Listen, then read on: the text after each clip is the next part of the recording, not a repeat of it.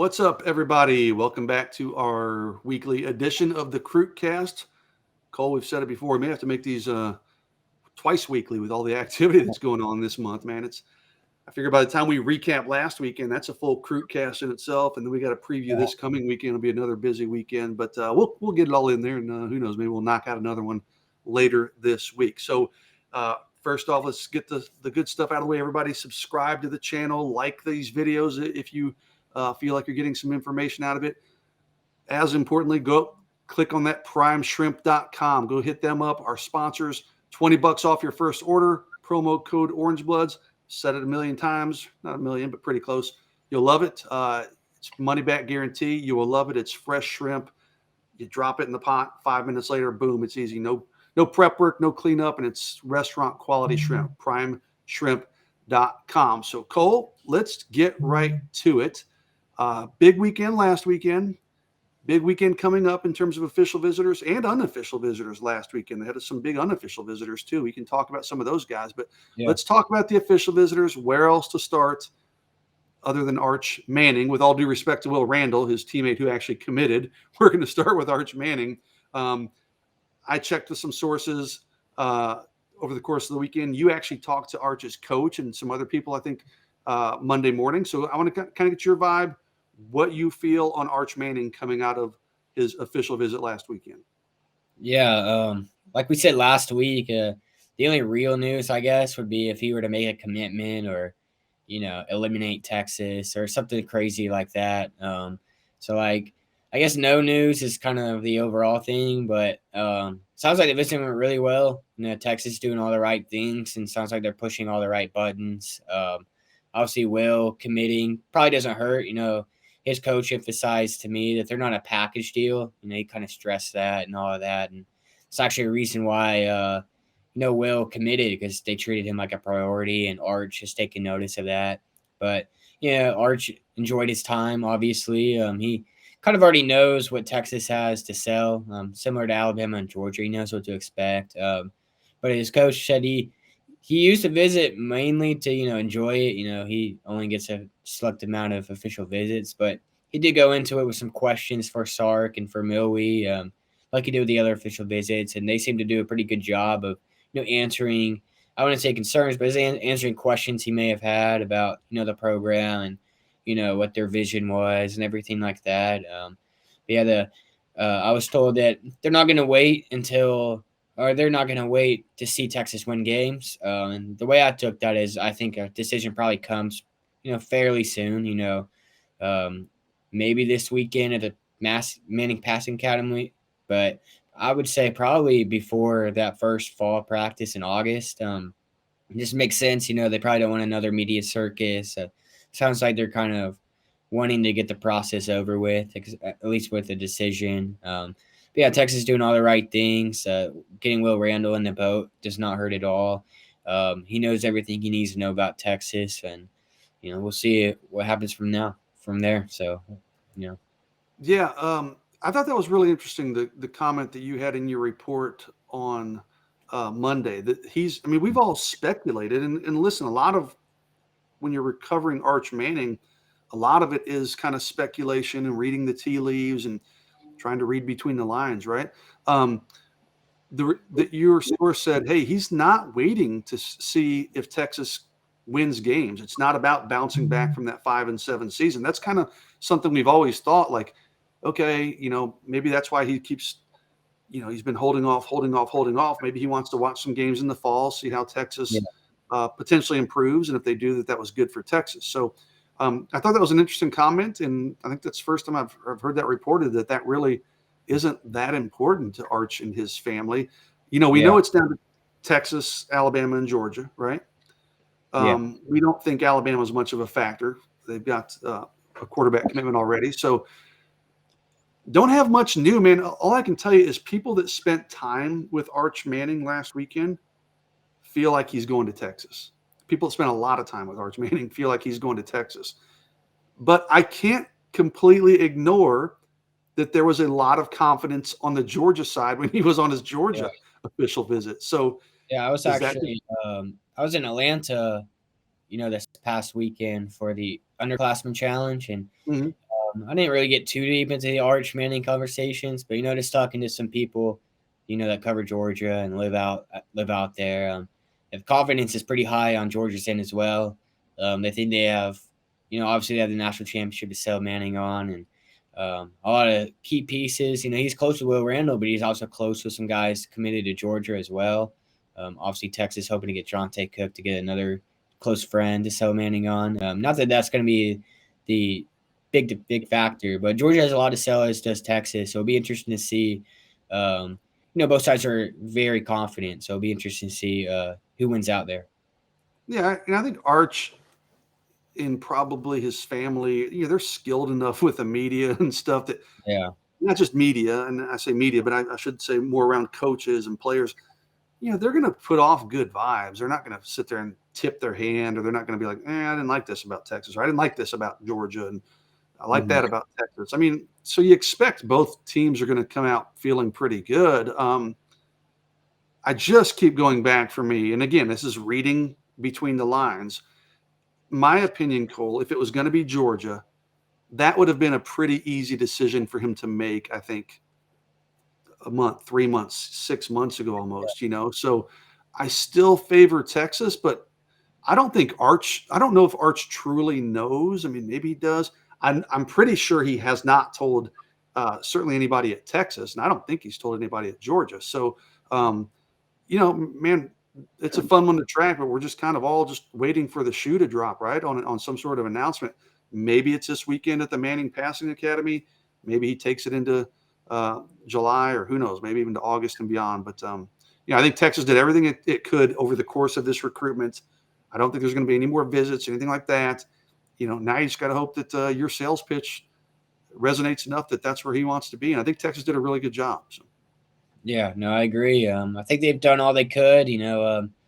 Obviously last season didn't go as how they wanted to and everything like that. But they're looking at the big picture, and I was told that they have full confidence that Sark's going to win. So whether that means he's going to be part of that winning remains to be seen. But they're pretty high on Sark, and that's kind of been the case the whole process.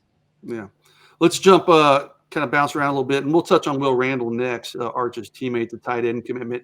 Kind of knew that that one was trending Texas's way. I mean, listen, it was the only official visit he had scheduled. I was told like a month ago, and I probably didn't take it as seriously as I should have. It's a guy who kind of helps me with some Arch Manning intel. He told me, hey, man, look for Texas to push for a commitment from Will Randall on that official visit. The staff thought maybe it could help with get some momentum with Arch. Lo and behold, it comes true. I think he committed, like the first day of his visit. He didn't announce it until Sunday afternoon, but I think he actually committed pretty much right when he got to Austin. So you've seen Will in person. You've talked to him a bunch. Kind of your thoughts on what ends up being Texas's second tight end commitment in less than a 1 week span. Yeah, that's back-to-back OVs where tight ends commit. So obviously Jeff Banks is, pushing the right buttons there. He was the guy that kind of led the recruitment for Will, and talking to Coach Stewart out at Newman High School. He said that, obviously the staff prioritized Arch, but they also prioritized, made Will a priority from the get-go as well. During COVID, they would, have some Zoom calls when allowed and things like that, just trying to get to know him and make him a priority, come by to school. And, all of that kind of just, won out in the end. And yeah, I got to see him play last fall, and him and Arch, it's obvious the connection they have. And, Coach Stewart's pretty high on the upside Will has. He can block. He can catch the ball. Just a well-rounded guy. Probably going to be in the program for a few years to reach his ceiling. But, smart kid, has some good bloodlines and everything like that. And I just think it's a pretty good pickup for Texas. And like we've been saying, you can't hurt with Arch. So, I think it's a win-win all the way around. Yeah, I agree, man. If it works out where Texas gets Arch, then obviously that's a nice benefit. But really good player, Will Randall, and Texas needed a couple tight ends in this class, and they've got a couple on board now. So another guy that I think Texas, I know Texas really helped itself with, Malik Muhammad. We've talked about him a bunch, the cornerback out of South Oak Cliff. A guy that really was, we've said it, Texas was in his final grouping, Cole, but they were toward the bottom of that grouping. He takes an unofficial visit, whatever it was, a month and a half ago, roughly, comes in this weekend for an official visit. It's funny. I remember I was talking to Nick Harris, the Rivals national recruiting analyst, and after Mhm. that unofficial visit, Nick told me, and I ran it in the war room actually on Orange Bloods. He thought Texas came out of that visit as the team to beat, and I was like, I didn't necessarily agree with that. I thought Nick maybe was getting ahead of things a little bit, but turns out I think maybe Nick was right and I was wrong. I feel like coming out of this weekend, Texas did a great job there. Talked to Malik, and it was a great visit. Loved the hospitality. Said he feels at home. This one's interesting to me. He is still planning on. He has a Texas A&M visit scheduled for the last week of July. July's a dead period, but that very last week is open. So he is going to visit A&M literally, I think, the last 2 days of July. So I think Texas has done a really good job of surging here. Man, if you're Texas, boy, you sure would love to close this one down right before he takes that visit, Yeah. because you always say, hey, the last visit is going to be the best visit. So if he doesn't commit before he takes that A&M visit, A&M's going to have a chance to make a lasting impression after Texas does. But we'll see. That's a month away, over a month away. So we'll see what happens. But I do think Texas has put itself in a really good position with Malik Muhammad all of a sudden. What kind of pickup would that be, Cole? And your thoughts on Malik? Yeah, I mean, I kind of with same thinking as you. I think they have to get a commitment before the A&M visit. Maybe have to is probably strong, but I think they would prefer to get a commitment before he goes to campus, or to shut it all down and not take that visit at all. But yeah, I mean, Lee Muhammad's a guy that I had a chance to sit in on the rankings call and everything like that, those meetings, and I think he's the best corner in the state. He's really long. He great athlete, great track guy, really well-rounded player. Plays both sides of the ball, and like we were saying, we think Texas was playing from behind, but that visit kind of made up some ground in a big way. But yeah, I saw him in spring game. He was decked out in Texas stuff. It was right after that visit. He was wearing Texas gloves.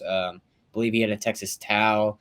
Things like that. And that's not always that big of a sign, but still, I mean, he was kind of rocking all the Texas gear. He spoke pretty highly of Terry Joseph and Sarkisian, and they kind of made him a priority in this class. They obviously need some corner help on that defense. He thinks he would have the ability to come in and play right away at the nickel position. Um, yeah, I mean, great player. I'm really high on his upside. And Texas, kind of with Arch and Will, they're pushing all the right buttons there. And if they can land him, his teammate Javon Thomas, he's a guy that's coming to A&M. There's some people that have pushed him to A&M, things like that. But his cousin plays women's basketball for Vic Schaefer at Texas, so Texas has some things in their corner as well. But great player and would be a huge pickup. Yeah, I agree. And I think that one's trending well. They just got to withstand any kind of barrage from A&M and maybe Alabama if it happens. So Mikael Harrison Pilot, the wide receiver out of Temple, he was in on his official visit. Cole, we have a report on Orange Bloods today via Nick Harris. Mhm. He's been pretty quiet with me, Mikael has, but it sure sounds like, just based on what he told Nick, Texas really pushed all the right buttons there. Uh, you know, would it be a shock to say Texas is the team to beat? I don't think so at all. I mean, I know Houston's in play there. TCU, I think he's going to Cal this coming weekend for an official visit. But Texas is real. Again, this is one where Texas was down a little bit. Initially, they were recruiting him as a safety, and he made it known he wants to be a receiver. And Texas said, "Okay, let's do that." So they've been recruiting him as exclusively as a receiver. Really kind of climbed up that ladder. And I think this visit, just based on the report from Nick, and we'll keep kind of beating the bushes on that one on our own as well. But it sounds like Texas really put themselves in a good spot for Mikael Harrison Pilot. Yeah, his recruitment's been interesting to follow. Like you said, he wants to be a receiver. A lot of teams recruit him as a DB, especially right out of the gate. Has a lot of upside there, but he's a guy that you just take and figure out a spot for him once he gets on campus. You let him, see if he can work out a receiver. Worst case scenario, you move him to defense, and he's a good player there as well. Nick's reporting that they want him in a Debo Samuel type role, which I think is probably the best fit for him. He still has some development to go. Running routes and just being a pure receiver, like Xavier Worthy or something like that. But he's a good athlete. He's really good with the ball in his hands, big time playmaker. But yeah, Texas made a move there. Houston's kind of always been a factor. TCU is also up to high on this list. But Texas right there after that visit, and I think Coach Marion is kind of built a really good bond with him. I thought the Debo Samuel stuff was interesting because Mikkel told me, I don't remember when it was, maybe let's just say a month ago, like he kind of fancies himself as that kind of player. He's a bigger body guy, can do some things Good out of the build. backfield as a receiver. Lo and behold, he comes to Texas and they're like, they show him how he can be Debo Samuel in their offense. So they clearly had seen or heard or read that, and then they expanded on it once he got on campus. So I'm looking at this list here. A couple out of state guys that were in. Michael Gardner, defensive lineman out of Arizona. I touched base with Mikel. Sounded like things went really well. Didn't really give me a whole lot other than, hey man, it was a good visit. I enjoyed hanging out with the guys, the players, the recruits. Really connected with the coaches. Still a lot of buzz on Michigan with Mikel Gardner. We'll see if Texas did enough there. Hunter Osborne is interesting. He's the one we've talked about last week, out of Alabama. Comes in and is hosted by his former teammate Justice Finkley, Texas freshman Justice Finkley, and he's going to Tennessee this weekend, and so you can't discount Tennessee. Based on what I kind of heard coming out of this weekend, it's going to be probably Texas or Clemson, and he still likes Alabama, but he hasn't visited Alabama officially. And I was told that Alabama kind of has him on that second tier right now. This is a guy like 50 offers, which is crazy. Alabama has him on their second tier, but I think ultimately, Cole, that one might come down to Texas and Clemson. I would have said Clemson before the weekend, but based on kind of things I'm hearing about Hunter Osborne, it sounds like Texas made a really, really strong impression. Like Justice Finkley, he's a guy who really is big on academics. So there's a lot to sell there. I think if Alabama doesn't push, I think it probably does come down to Texas and Clemson, and it's pretty close right now, I think, coming out of the weekend. So yeah, Alabama and Clemson are actually after a lot of the same D linemen, so it'll be interesting how all that shakes up. But Bo Davis has made Texas like a legit factor in Alabama and Mississippi for those defensive linemen, which is not a bad strategy, especially with the move to the SEC on the horizon, everything like that. Osborne's a really good player. Obviously, he said 50 offers. Everybody in the country wants him. But I think having Justice Finkley on campus certainly helps Texas' sales pitch. He has some comfort. He's gonna have somebody he knows out there. Won't be too afraid to go away from home. But yeah, I mean, similar to what we've been saying, it seems like the staff's been making good pitches, pushing some right buttons and things like that. And Osborne will be a huge pickup. Obviously, they signed a big D-line class last year, but he's a guy that can come in and make a pretty early impact as well. And it's funny, like Finkley has told Osborne, like, hey, dude, I've only been here, what is it, like 5 months, I guess now. And like, he goes, Austin is home. I don't have any regrets. It's like, it already feels like my home. So obviously things are going well for Justice Finkley in Austin. Cole, one guy that I haven't been able to get much on, and it's not surprising, but Jaquez Petaway, the wide receiver out of Langham Creek. It's funny, man. I've interviewed him, Petaway, before, and like, he's a really good interview. And I even told him that, like, dude, you're really good at this. You should do this more often. But he just kind of stays to himself. I haven't heard a lot of buzz. We keep trying to chip away and get some intel on Petaway. We think it's going to be Texas or Oklahoma at some point. But I don't have a lot of really detailed detailed notes to report on his visit. I'm sure it went well, and we'll get him at some point hopefully this week.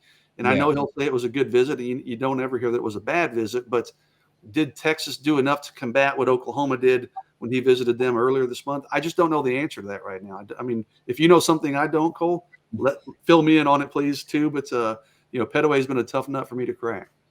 Yeah, I mean, he kind of keeps to himself, like you said. But I mean, I think we've both agreed that it's kind of a Texas OU battle right there, and he's high on both programs. Probably doesn't hurt that Texas got the second of those OVs, kind of the last shot at that, so to speak, between those two. But yeah, I believe he's the number 2 receiver in the state of Texas for the 2023 cycle. So obviously, it would be a huge get. I think we both talked to him at the Rivals camp back in April, and he really impressed there. He won wide receiver MVP, instant impact guy. But yeah, hard to kind of get a read on. But I still think Texas is in a pretty good spot there.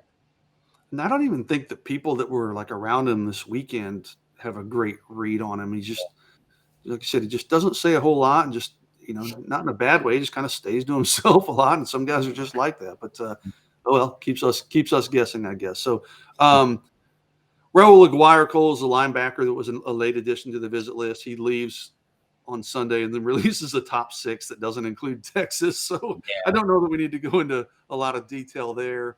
The only other one we haven't, Jamel Johnson, the Texas commitment was in. And, I need to follow up. I was texting with someone close to Jamel, and they were like, hey, I haven't even talked to him yet. Let me do that, and I will get back with you. And I haven't heard. So I'm sure it was a good visit. I have one question for Jamel Johnson or the people close to him. Is he still going to take other visits coming out of this Texas visit? So that's something I probably need to check on for maybe later today even, and try to get a note for Orange Bloods. Sadir Mitchell is the defensive tackle out of New Jersey that came in. Another guy who doesn't say much. It was Georgia pretty far ahead, and then Texas A&M. I guess Georgia and Texas A&M pretty far ahead of the pack. I think Texas, probably helped itself there, of course, but I haven't heard anybody or talked to anybody that thinks that maybe Texas is going to come out of that one as a team to be. We'll see over the coming weeks if anything changes there. So I want to transition, Cole, into this weekend. I've got my list in front of me, my visit list, and it's a doozy. And there have been a couple additions and stuff even today. Yeah. One that I'll start off with a guy that's not visiting. Jaden Greathouse was supposed to visit. He visited Notre Dame last weekend, and I followed up with him and said, hey, are you still taking your Texas official visit? The Westlake receiver, of course. And he said, no, he's not. He's going to compete in the Texas State 7-on-7 tournament Friday and Saturday in College Station. You and I will actually be out there. But so no Texas visit for Jaden Greathouse this weekend. That one's been trending to Notre Dame. I think coming out of that visit last weekend, it's even trending certainly more strongly for Notre Dame. So I'm just going to kind of go down this list, Cole, of guys I have confirmed, and we'll just give some quick hitter thoughts on them. We don't need to go in too much detail on all of them, but Darian Gillette, the linebacker out of Marlin, your thought. I'll let you give your thoughts first. Yeah, he's a really good player. He was a big riser in the rankings update. We saw him down in Austin for the Texas relays. He looks like $1 million, man. He well-built kid, great player. Getting him on campus is huge. He's also high on A&M in Alabama. So Texas has some work to do, but just getting him in for an OV could prove to be pretty big. Yeah, I need to check around. I saw our friend David Smokey reported that he's likely going to miss his senior year with an injury. I don't know exactly what injury it is. I need to kind of check around on that. But Connor Stroh, the offensive lineman, he was at A&M last week. A&M legacy, comes to Austin this week. I tell you what, if you'd asked me 3 weeks ago, I would have said I thought Texas was a team to beat there. Mm-hmm. I haven't heard from Connor now, and it's been a while since he's been on the UT campus. He just is coming off that A&M visit, so I don't have a good feel for that one. I think it'll be Texas or Texas A&M in the end, but I don't know how strongly he feels about A&M coming out of that visit.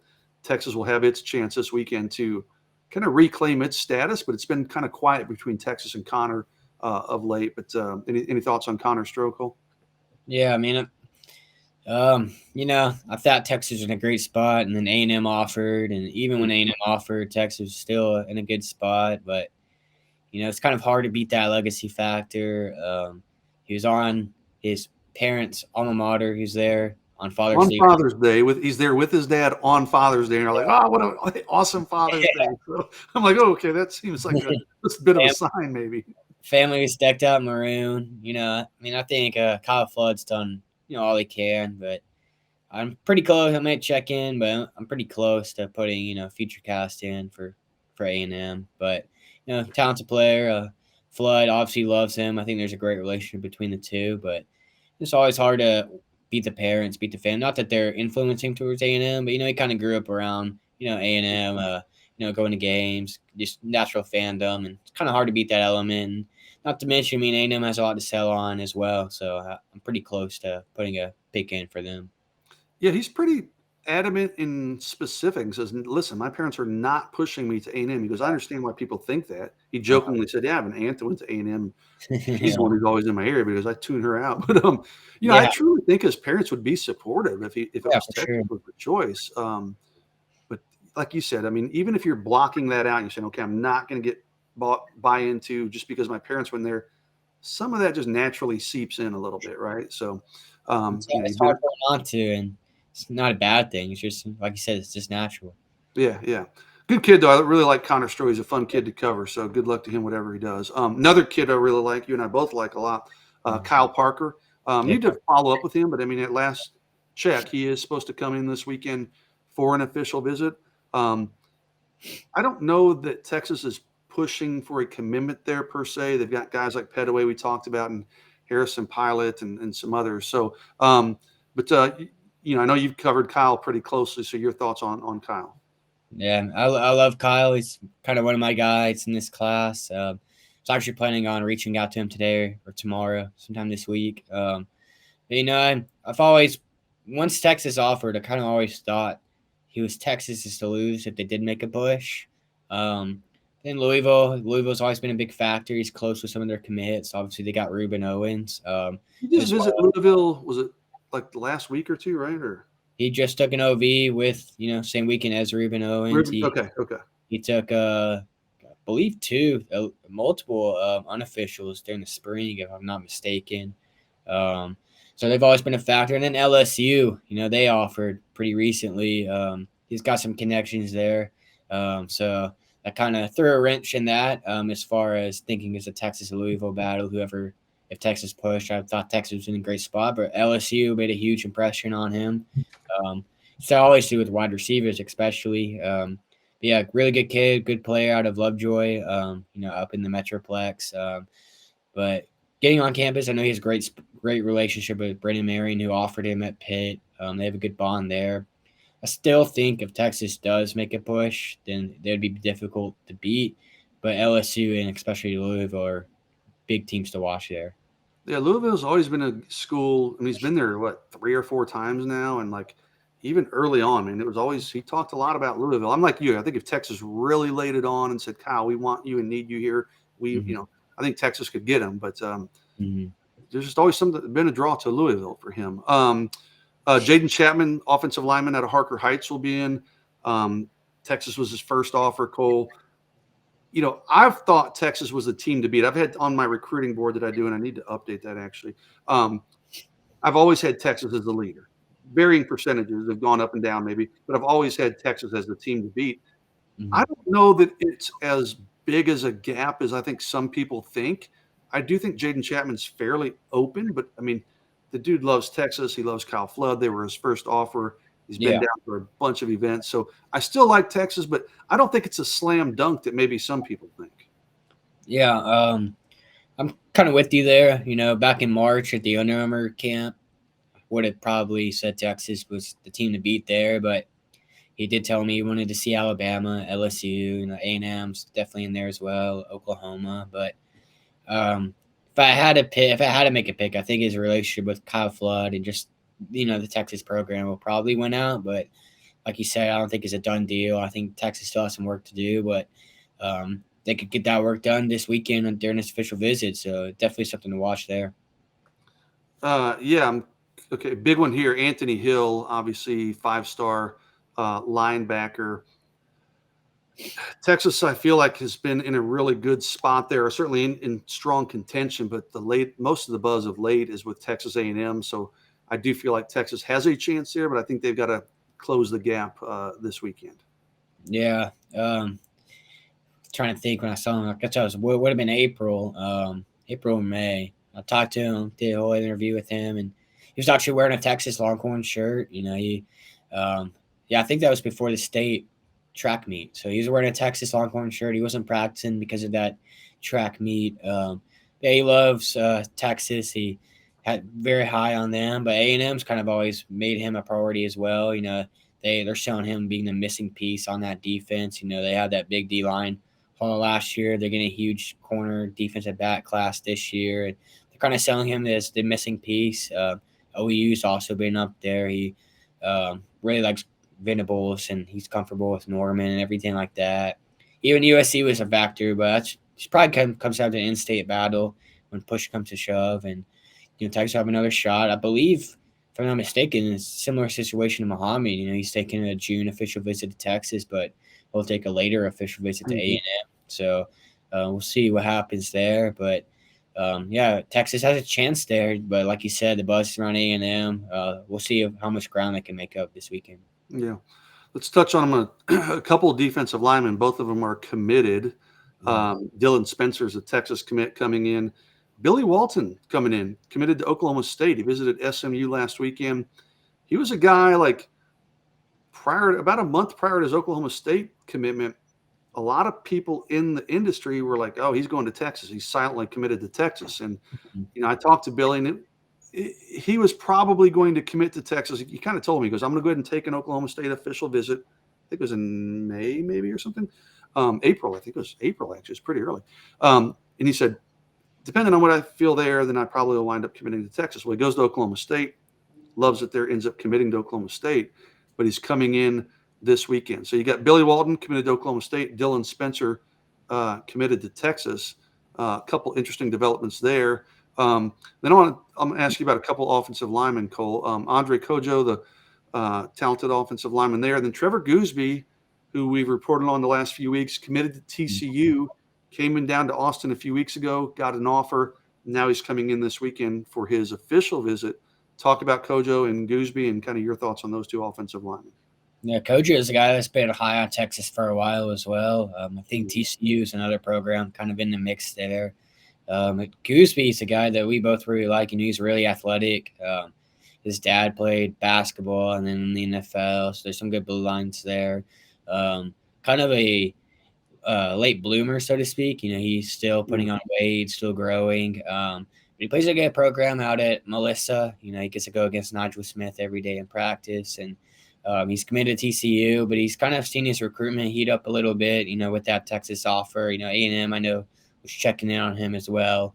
It seems like Texas really wants him in this class. He's one of the better, tackles in the state of Texas. It seems to be a big, interior, cycle this year, but he's one of the better, pass protectors. He's got that athleticism, some natural ability. So getting both of those guys on campus is pretty big. We'll see if Texas can, make a move with Gooseby, try to flip him, and see how much progress they can make with Kojo. Yeah, Gooseby's interesting. I mean, like I said, he's committed to TCU, and his mom and her whole side of the family went to Texas, like generational. Her parents went to Texas. So on the surface, kind of like Connor's story, you'd say, okay, that's going to be Texas. But what I've been told is no, they're not pushing him to Texas. They're perfectly happy with his TCU commitment. So there are other people around him that like Texas a lot. So kind of some interesting pulling in different directions there for Trevor Gooseby. Kojo, I agree with you. I think it's Texas or TCU. Does he want to play in the big stage of Texas or the smaller school at TCU? His mom really likes Texas too, so that one will be interesting. Lastly, Cole, a couple linebackers here. We'll lump them together, and then we'll put a bow on this. Samaje Burrell, the Texas commitment, and Braylon Shelby, who actually just visited USC last weekend. I was talking to one of my USC guys, and they talked to Braylon. They said, hey, it's going to be Texas or USC. I don't even know what other schools are really in the mix for Braylon, but ultimately I think it's going to be Texas or USC. USC felt pretty good coming out of that visit, but they said, okay, we know he's going to Austin this weekend, so Texas will put the full court press on there. We'll see what the vibe is coming out of the weekend. And then Samaje Burrell's pretty well locked in for Texas. I mean, he does say maybe he'll take some other visits, but I think Samaje's pretty solid with his Texas commitment. But your thought on the two linebackers that'll be in town? Yeah, Samaje, he was a guy that, Ohio State, Oklahoma, Texas Tech really wanted, and he committed to Texas. Not necessarily surprisingly, just, I believe he was supposed to take an official visit to Ohio State that weekend. He shut it all down. That's right. Seems to be all Texas ever since. I believe he's recruiting some guys in the class. He's good personality, everything like that. Good to get him around some other visitors and commits this weekend. And then Braylon Shelby's kind of like Darian Gillette. He's a big riser in the Rivals 100 rankings. Very athletic prospect. just scratching the surface of his potential. He has a huge frame, can kind of do a little bit of everything on that defense. And like you said, is USC or Texas? Texas is going to have the, ability to sell him on staying in the state, playing at position of need for Texas, where USC is going to have that LA allure and, playing for Lincoln Riley, everything like that. But I kind of like where Texas could be coming out of this weekend, but I think USC made a strong impression on him during that OV too. So it'll be interesting to see, but really good player. Yeah. There's a couple other guys I need to follow up with this week. One is Jonah Wilson. I actually, if I looked distracted for a few minutes there, I was texting Jonah while you were talking a little bit ago. He had told me he was going to visit Texas officially this weekend if his high school team, Dekaney, didn't make the state 7-on-7 tournament. I need to look at those pools. I don't even know if Dekaney made it. So if they didn't make it, he'll be in Austin this weekend on his official visit. But I'm going to try to confirm that with Jonah. And we might add another name or two to this visit list as the days go on before the weekend arrives. So lots going on, man. I know this was just a lot of boom, boom, boom, just throwing a lot of names and a lot of information at people. And Cole, frankly, I've got a bunch of unofficial visitors that I've scribbled some notes on, but I don't want to make this an hour long. Yeah. So we'll save those for me. Got a lot of content on Orange Bloods. Yes, exactly. You know what? Good plug there. Hey, go to Orange Bloods, man. Cole and I've been pumping out a lot of recruiting updates. So you can go read up on guys like Ashley Williams and Alex Cunningham, Terrence Green, the defensive lineman. Cole's had several. So go there and you can get caught up on some of those guys that we didn't talk about on this week's CruitCast. So again, thanks for giving us your time, guys. We're closing in on the 40 minutes on this sucker, so a little longer than normal, but lots to talk about. There'll be a lot to talk about next week too. So, but enjoy it because July's a dead period. So let's enjoy this flurry of activity in June and hit the like button, hit the subscribe button, subscribe to our Orange Bloods YouTube channel. Go get you some shrimp from primeshrimp.com, $20 off your first order. Support our sponsors, man. They're good to us. They help us keep these videos going. So appreciate everybody watching. Cole, appreciate your time as always. For Cole Patterson, I'm Jason Suchomel. We will talk to you next week. Take care.